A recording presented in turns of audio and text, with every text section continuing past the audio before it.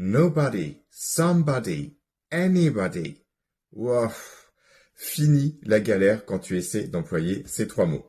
Alors, 1. On emploie nobody pour signifier personne. Mais alors vraiment personne. On l'utilise dans des phrases affirmatives et attention, sans double négation. Ok? Je te donne un petit exemple.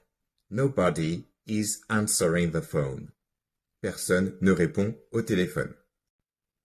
Ensuite, on utilise somebody pour signifier quelqu'un. On l'utilise dans des phrases affirmatives ou dans des propositions positives où on s'attend très fortement à un oui. Exemple, Would somebody like some coffee?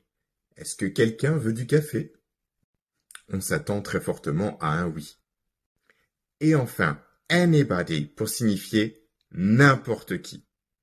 On l'utilise dans des phrases négatives, dans des phrases interrogatives et parfois dans des phrases affirmatives.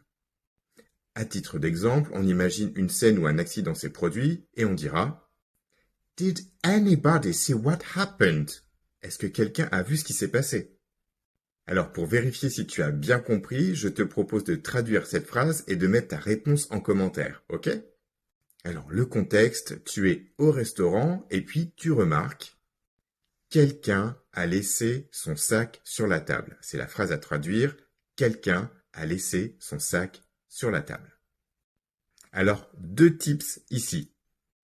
Le premier, c'est que l'action est passée, elle est terminée, donc on va utiliser le prétérit, exactement.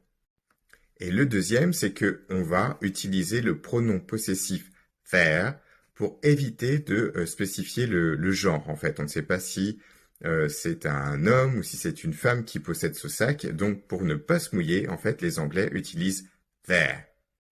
Allez, je vais regarder ta réponse en commentaire et like et abonne-toi pour plus de tips.